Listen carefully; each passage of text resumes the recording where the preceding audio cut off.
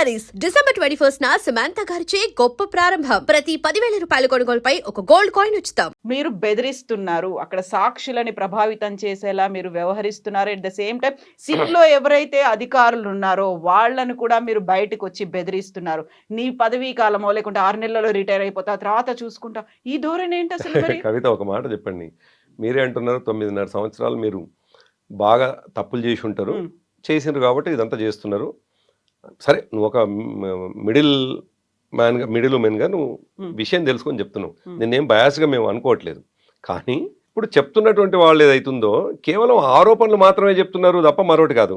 ఒకవేళ విచారించబడుతున్నటువంటి వ్యక్తి విచారణాధికారిని బెదిరించేటువంటి పరిస్థితులు ఉంటాయా? బయట బెదిరిస్తున్నారు కదా, బయట కూడా అదే జరుగుతుంది. మీరు 6 నెలల్లో రిటైర్ అయిపోతారు, మేము చూసుకుంటాం, మా ప్రభుత్వం వస్తుంది. నిన్న మీరు చూసినారు, నిన్న మా పార్టీ ఆఫీస్లో కేటీఆర్ గారి ప్రెస్ మీట్ చూసినారు. ఆయన ఎంత స్ట్రైట్గా విషయం చెప్పినాడు. ప్రజల ముందు తను అక్కడ ఏం మాట్లాడిండో అతనే చెప్పిండు, ఏం జరిగింది అన్నటువంటి విషయం. ఎక్కడ కూడా బహుశా ప్రపంచంలో ఎక్కడ విచారణలు జరిగిన సందర్భంలో నేనే గట్టిగా మాట్లాడొచ్చిన అనేటువంటి సందర్భం రానే రాదు. వచ్చింది అంటే ఏమని అర్థం చేసుకోవాలి? బట్ అందులో ఒకటి మాత్రం యాక్సెప్ట్ చేశారు కదా, సినీ నటులకు సంబంధించి వాళ్ళని బెదిరించారా లేకపోతే ఫోన్ ట్యాప్ చేశారా అనేది నేను అడిగాను, వాళ్ళు లేదన్నారు. ఆ వివరణ అయితే సజ్జనార్ ఇచ్చారు కదా. కాదు, నేను అది సజ్జనార్ ఇవ్వలేదు, అక్కడ విన్న విచారణాధికారి ఆయన రాసుకున్నటువంటి ప్రశ్నల్లో అది లేదు అనే విషయం చెప్పి ఉంటాడు. తనంటూ ఇప్పుడు మీరు చెప్పిన ప్రకారమే దాని కొనసాగింపే. మీరు ఏమంటున్నారంటే ఈ లీకులు వచ్చిన దాని మీద నన్ను క్వశ్చన్ అడుగుతున్నారు. సమాజంలో ఉన్న క్వశ్చన్ కూడా అదే. ఈ లీకులే అబద్ధం అనేటువంటి ఒక మాట అయితే దాని కొనసాగింపేంటి? ఆ లీకులు ఏమిటి? సినిమా యాక్ట్రెస్లకు సంబంధించి, బిల్డర్లకు సంబంధించి, మరొకరికి సంబంధించి, ఈ వివిధ రకాలుగా లేదు ఆ ఎలక్ట్రల్ బాండ్కు సంబంధించినటువంటి విషయాలు అడిగినారు. ఇప్పుడు ఆ లీకులు అనేటువంటి విషయము అబద్ధము అనేటువంటి మాటని చెప్పడానికి మా కేటీఆర్ గారు నిన్ను అడిగినటువంటి ప్రశ్ననే. ఇప్పుడు అప్పటిదాకా లీక్ అనేది అబద్ధం అనేది ఇప్పుడు తేలిపోయింది కదా. ఇప్పుడు మీరు ఇంతకుముందు చెప్పినట్టుగా అందులో నిజం ఉంటేనే ఎవరి ద్వారా తెలుస్తుంది కదా అని. ఇప్పుడు ఆ విచారణ అధికారే చెప్పినటువంటి మాట ఏంటంటే ఆ ప్రశ్ననే లేదు ఇందులో కాబట్టి అని అంటున్నాడు. అంటే అర్థమైంది ఏదో ఒక రకంగా మా నాయకుడి మీద బురద జల్లడం కోసం జరుగుతున్నటువంటి ప్రయత్నము. దానికి నాయకుడి మీద కాదు, మొత్తం ప్రభుత్వం, అక్కడ సీఎం, మంత్రివర్గము, అధికారులు అందరినీ మిస్యూజ్ చేశారు అనే దాంతో పాటుగా ఎలక్షన్స్ కోసం మీరు ఏర్పాటు చేసుకున్నటువంటి వార్ రూములు అనేవి హైదరాబాద్లో డిఫరెంట్ ప్లేసెస్లో ఉన్నాయి. అది కూడా ఒక మీడియా అధినేత ఇంట్లో ఏర్పాటు చేసుకున్నారు, సిరిసిల్లలో ఏర్పాటు చేసుకున్నారు. వార్ రూమ్ అంటే మీ ఎలక్షన్ స్ట్రాటజీని మీరు చూసుకోవాలి తప్ప ఫోన్లను ట్యాప్ చేసుకోవడానికి స్పెషల్ మెకానిజంని అక్కడ ఎందుకు పెట్టుకున్నారు? ఎందుకు బెదిరించారో ఎలక్టోరల్ బాండ్స్ కావాలని? నేను అక్కడికి వస్తాను. అయితే విచారించబడుతున్నటువంటి వ్యక్తి విచారణ అధికారినే బెదిరించేటువంటి పరిస్థితి ప్రపంచంలో ఎక్కడన్నా ఉంది అంటే నికార్సుగా ఉన్నటువంటి సందర్భంలోనే, ధైర్యంగా ఉన్నటువంటి సందర్భంలోనే, నేనేం తప్పు చేయలేదు అని బలంగా నమ్మినటువంటి సందర్భంలోనే, కాన్షియస్గా ఉన్నటువంటి సందర్భంలోనే ఆ స్థాయిలో మాట్లాడతారు. బెదిరించారు అంటే అక్కడ అహంకారం అనేది కనిపిస్తుంది. క్వశ్చన్ చేయొచ్చు కదా. కాదు, బెదిరించుడు కాదు అది. దాన్ని క్వశ్చన్ చేసినా అని వాళ్ళేమో బెదిరించిండ్రు అని అనవచ్చు. కానీ కేటీఆర్ గారు నేనే అసలు చాలా విచిత్రమైనది, నాకు అదే ఆశ్చర్యం అనిపిస్తుంది. నిన్న నుంచి నేను కూడా నవ్వుకుంటా ఉన్నాను. ఇన్వెస్టిగేషన్కు అధికారులు పిలిస్తే కేటీఆర్ గారే వాళ్ళని ఇన్వెస్టిగేట్ చేసి వచ్చినారు. అంటే అర్థం ఏంటి? ఈయనని ఇన్వెస్టిగేట్ చేస్తున్నటువంటి అధికారుల దగ్గర పసలేని ప్రశ్నలు ఉన్నటువంటి సందర్భంలో ఆ ప్రశ్నలకు మరొక ప్రశ్నని మీ దగ్గర ఏమున్నాయో చెప్పండి అని మా వర్కింగ్ ప్రెసిడెంట్ గారు అడుగొచ్చినప్పుడే ఆయన ఎంత నిజాయితీగా తను ఆన్సర్స్ని చెప్పొచ్చిండో మనం అర్థం చేసుకోవాలి. ఒకటైతే ఇక రెండోది మీరు అడిగినట్టుగా ఇవన్నీ కూడా మళ్ళీ రిపీటెడ్గా మళ్ళీ అదే చెప్తాను, అది బోర్ అనిపించినా కానీ మా వార్ రూమ్లను ఏర్పాటు చేసుకోవడము, అక్కడ ఇన్స్ట్రుమెంట్స్ని తీసుకోవడము, ఇజ్రాయెల్కి సంబంధించినటువంటి ఇన్స్ట్రుమెంట్స్ని వాడిండ్రు అని ఇవంతా కూడా ఓన్లీ హైపోథికల్, ఓన్లీ లీక్ అనేది తప్పు అనేది ఇప్పుడు మీరే అంటున్నారు. ఆ లీక్ తప్పు అయిపోయింది కదా. సినిమా యాక్టర్లకు సంబంధించినటువంటి విషయం అది అబద్ధమే కదా. అది కూడా అబద్ధమే అంటున్నాను. ఆయన కంప్లైంట్ చేశారు కదా వెళ్ళి.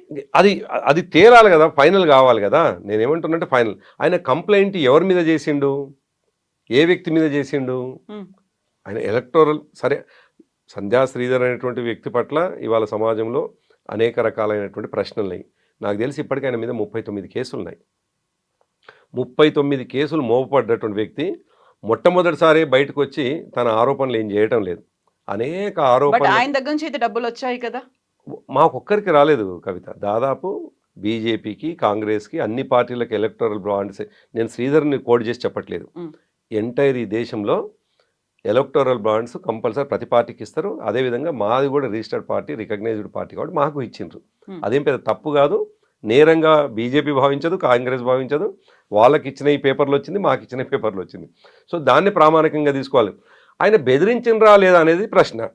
ఆ బెదిరించినరా లేదా అనేటువంటి విషయాన్ని ఆయన బ్యాక్గ్రౌండ్ ఒకసారి ఆలోచించినప్పుడు ఆయన అలాంటి బ్యాక్గ్రౌండ్ సరే సంధ్యా శ్రీధర్ రెడ్డి ఎక్స్క్యూజ్ ఏమో, అలాంటి బ్యాక్గ్రౌండ్ లేని వాళ్ళని కూడా ఫార్మా కంపెనీలు, రియల్ ఎస్టేట్ వాళ్ళు వీళ్ళందరినీ కూడా బెదిరించారు. సరే సంధ్యా శ్రీధర్ రెడ్డిని పక్కన పెడదాం, ఆయనకి ఏదో బ్యాక్గ్రౌండ్ ఉంది, ఆయన మీద కేసులు ఉన్నాయి అనుకుంటే, దెన్ వాట్ అబౌట్ అదర్స్? అంటే ఇది ఆరోపణ మాత్రమే అంటున్నాను నేను.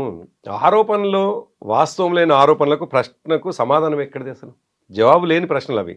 అందుకే ఇది ఎప్పుడు కంక్లూడ్ అవుతుంది అంటే, ఎవరైనా మమ్మల్ని ఫలానా పని చేసిండ్రు అనేటువంటి విషయం, ఆ చేసినటువంటి వాళ్ళ కొనసాగింపుగా జరుగుతున్న విచారణలో మా వాళ్ళు ఎక్కడైనా అడ్మిట్ అయ్యి నిజమే ఈ పని మేము చేసినాం అన్నాక ఫైనల్ అధికారులు చెప్పారు కదా మేము చేసాము, మాకు అధికారులు ఇవాళ చెప్పే రోజు నెంబర్లు పంపించారు. ఒక పెద్ద ఆయన చెప్పేవారు, ఆ పెద్ద ఆయన ఎవరు అనేది ఇప్పుడు బిగ్గెస్ట్ క్వశ్చన్ మార్క్. రోజు పేపర్ల మీద రాసి పంపించేవాళ్ళు. పెద్ద ఆయన అంటే డెఫినెట్గా ఆ డిపార్ట్మెంట్కి సంబంధించినటువంటి డీజీపీ గారు పెద్ద ఆయన ఉంటాడు, కమిషనర్ గారు పెద్ద ఆయన ఉంటాడు, హోమ్ మినిస్టర్ అయి ఉండొచ్చు, అనేక మంది పెద్ద ఆయనలు ఉంటారు, సీఎం ఉండొచ్చు. వాళ్ళ దాంట్లో పెద్ద ఆయన భాష అంటే ఇప్పుడు మనం అనుకుంటే అనేక మంది ఉంటారు, ఒకరేం కాదు. మీరు సీఎం అని మీరు భావిస్తే ఇంకొకరు ఇంకో ఆయన ఆయన ఆయన ఇమీడియట్ హెడ్ అని అనుకుంటారు. కానిస్టేబుల్ ఏమో ఎస్ఐని హెడ్ అనుకుంటాడు, ఎస్ఐ ఏమో ఇన్స్పెక్టర్ని హెడ్ అనుకుంటాడు, ఇన్స్పెక్టర్ ఏసీపీని హెడ్ అనుకుంటాడు, ఏసీపీ డీసీపీని అనుకుంటాడు, డీసీపీ డిఐజీని అనుకుంటాడు, డిఐజీ వాళ్ళు డీజీపీ అని అనుకుంటారు. ఇది ఒక హైరార్కీ ఉంటుంది. దాంట్లో పెద్ద ఆయన అనగానే కేసీఆర్ గారే, పెద్ద ఆయనగానే ముఖ్యమంత్రి, పెద్ద ఆయనగానే హోంమంత్రి అని మనం ఊహించుకునే కంటే పోయినటువంటి వాళ్ళు విచారణలో ఏం చెప్తున్నారు అనేటువంటి విషయమే ఇప్పుడు ప్రధానం. మనం ఈ మధ్యకాలంలో చూసినది, సరే పోలీస్ అధికారులను పిలిచి వాళ్ళని బెదిరించినరా, భయపెడుతున్నారా, వాళ్ళని జైల్లో వేసి మానసికంగా కుంగదీస్తున్నారా, తద్వారా ఏమైనా రాబట్టాలనుకుంటున్నారా, అది ఒకటైతే అదంతా జరిగిన తతంగం తర్వాత పొలిటికల్ లీడర్స్ని పిలుస్తున్నటువంటి సందర్భంలో మా నాయకులు ఎవరు పోయినా, ఏ స్థాయి వాళ్ళు పోయినా, నేనేమంటున్నా చిన్న స్థాయి పెద్ద స్థాయి కాదు, పొలిటికల్ లీడర్ అనేవాడు ఏ స్థాయి అయినా, మా వర్కింగ్ ప్రెసిడెంట్ గారి నుంచి మొదలుకొని ఒక సామాన్య కార్యకర్త వరకు పిలిస్తే కూడా పోయొచ్చిన తర్వాత వాళ్ళది ఒకే రకమైనటువంటి రెస్పాన్స్ ఉంటున్నది. ఈ పనికిమాలిన క్వశ్చన్లతోటి సమయం వృధా చేస్తున్నే తప్ప, దీన్ని రాజకీయంగా వాడుకుంటున్నే తప్ప, దీంట్లో ఎటువంటి ఒక మౌలిక క్వశ్చన్స్ లేవు, ఒక ఎస్టాబ్లిష్డ్ అది లేదు అనేటువంటి మాట చెప్తున్నారు. దాంతో అర్థమవుతుంది ఏంటంటే దీని వెనుక ఒక కుట్ర దాగి ఉన్నది, ఒక పొలిటికల్ కుట్ర దాగి ఉన్నది. ఏదన్నా విషయం మనం తెర మీదకి తీసుకురాగానే ఆ తెర మీద తీసుకొచ్చిన విషయాన్ని పక్కన పెట్టడానికి, అది ప్రజలు మర్చిపోవడానికి తెస్తున్నటువంటి ఆరోపణలో భాగంగా ఇటువంటి సిట్ విచారణలు అనే విషయం చాలా స్పష్టంగా కనిపిస్తూ ఉన్నాయి. అందుకే ఇవన్నీ ఆరోపణలు మాత్రమే.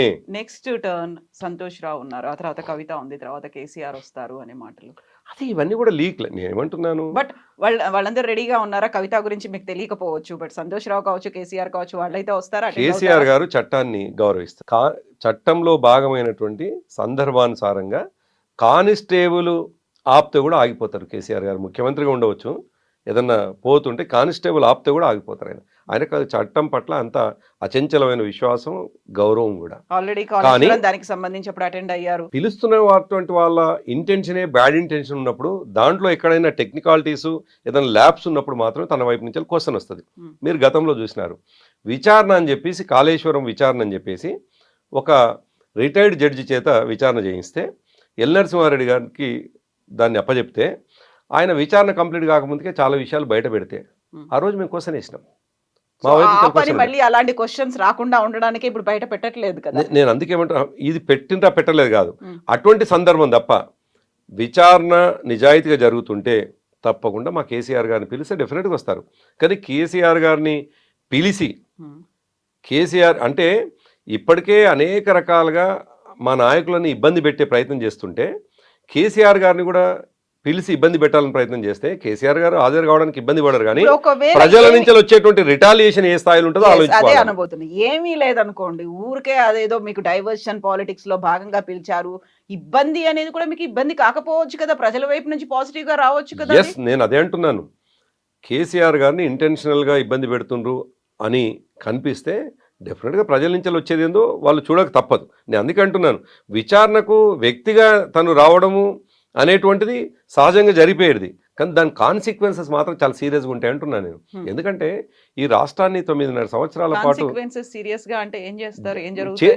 ప్రజల నుంచి వచ్చేటువంటి అల్టిమేట్గా ప్రజాస్వామ్యంలో ఏం జరుగుతుంది, వాళ్ళు రిజిస్టర్ చేసుకున్నటువంటి డిసెంట్ని, వాళ్ళు రిజిస్టర్ చేసుకున్నటువంటి అభ్యంతరాన్ని సందర్భం వచ్చినప్పుడు ఓటు ద్వారా మరొక పద్ధతుల్లో ఆ ప్రభుత్వాలను కూలగొడతారు. అలా అయితే అది మీకే బెనిఫిట్ అవుతుంది కదా. Yes, అందుకే మేము తప్పులు లెట్ దెమ్ డూ అనుకుని వదిలేయచ్చు. ఎస్, లెట్ దెమ్ డూ అనే మేము పోతున్నాం. ఇప్పుడు కవిత, మీరు ఇంకా క్షుణ్ణంగా ఒక విషయాన్ని అర్థం చేసుకుంటే, 3 రోజుల క్రితం హరీష్ రావు గారిని పిలిచినప్పుడు ఆయన సిద్దిపేటలో ఎక్కడో కార్యక్రమాలు అన్నాడు. మరుసటి రోజు కూడా ఆయన కార్యక్రమాలు కొనసాగే అది ఉన్నాయి. రాత్రి 8 గంటల ప్రాంతాన సిట్ నోటీస్ అందింది అనగానే హడావుడిగా తన ప్రోగ్రామ్స్ అన్ని కంప్లీట్ చేసుకొని రాత్రి 12కు హైదరాబాద్ చేరుకున్నాడు. ఒకవేళ మాలో ఏవైనా తేడాలు ఉంటే, మేము తప్పులు చేసినామనే భయం మాలో ఏమైనా ఉంటే, అది నిజమనేటువంటి విషయం ఏమాత్రం అనుమానం ఉన్నా ఇవాళ రాము మరోసారి వస్తామని చెప్పేసి అంటుంటుంది. ఇవాళ ఉత్తరం రాసే అవకాశం కూడా ఉంది. నిజానికి సిట్టు విచారణ అనే కాదు, ఏ విచారణ అధికారులైనా పర్మిట్ కూడా చేస్తారు. అటువంటిది రాత్రి 8 గంటలకు పిలిస్తే ప్రొద్దున 11 గంటలకు హాజరైనాం. కేటీఆర్ గారిని సాయంకాలం 4:30-5 గంటలకు పిలిస్తే ప్రొద్దున్నే 11 గంటలకు హాజరైనాం. కాబట్టి మేము విషయము లేకనో, లేదు దాంట్లో ఏదో పట్టుబడతామనో, లేదో ఏదో అడ్మిట్ అవుతామనో, అసలు లేని విషయానికి ఎందుకు ఒకవేళ పట్టుబడితే అరెస్ట్లు అవుతే అన్నిటికీ సిద్ధమై. ఇప్పుడు కేటీఆర్ గారిని మీరు గతంలో చూసినారు. ఆయన ఫార్ములా ఈ రేసుకు సంబంధించినటువంటి విషయంలో స్పష్టంగా చెప్పినారు, ఇది కక్ష సాధింపులో భాగంగా నన్ను జైలుకు పంపిస్తే నేను పోవడానికి సిద్ధము అని. ఇప్పుడు ఈ దేశ చట్టాలని లోబడి మనం ఉండాల్సిన వాళ్ళం. మనమేం అతిథులం కాదు. మాజీ ముఖ్యమంత్రులు అతిథులు గారు, మాజీ ప్రధానులు కూడా అతిథులు గారు. ఈ దేశ చట్టాలకు లోబడి, రాజ్యాంగానికి లోబడి ఉండాలి. ఒకవేళ చట్ట పరిధిలో మేము తప్పు చేసినాం అనేటువంటి విషయాన్ని వాళ్ళు నిరూపించి, లేదు కక్షపూరితంగా జైలుకు పంపాలనుకున్నాం, మేము సిద్ధంగా ఉన్నాం అనే మాట ఎప్పుడో చెప్పినాం. జైలు ఇప్పుడు మీరు ఎక్స్పెక్ట్ చేస్తున్నారా అవుతాయి, అరెస్ట్లు అవుతాయి? ఇప్పుడు మీరైతే కీలకమైనటువంటి లీడర్స్ ఉన్నారో వాళ్ళు అరెస్ట్కి వెళ్తారా? అంటే అనుభవం లేనటువంటి వాళ్ళు పరిపాలిస్తే, మూర్ఖులు చేతికి రాజ్యం వస్తే తప్పకుండా అవసరం లేనటువంటి వాళ్ళని అనవసరం కూడా అరెస్టులు చేసేటువంటి సందర్భాలు ఉంటాయి. అరెస్టు చేసే సందర్భం ఉంటుంది. ఎందుకు ఉండకూడదు? ఎందుకంటున్నాను, మూర్ఖుల చేతికి రాజ్యం వస్తే, ఏమాత్రం పరిపక్వత లేకుండా పరిపాలిస్తే, వాళ్ళు నిర్ణయాలు తీసుకుంటే, అది అరెస్టు రూపంలో ఉంటే తప్పకుండా ఈ చట్టాల మీద గౌరవం ఉన్నటువంటి మేము తప్పకుండా దాని పరిధిలో ఉండి పనిచేస్తాం. ఎటువంటి అనుమానం లేదు. Yes, Andy. Thank you so much, Andy. Thank you. And for more videos, please subscribe to iDream. Please subscribe to iDream. Please subscribe iDream. And please subscribe to iDream. For more videos, subscribe to iDream. please like, share and subscribe to the channel. Congratulations, iDream. Subscribe to iDream. Subscribe to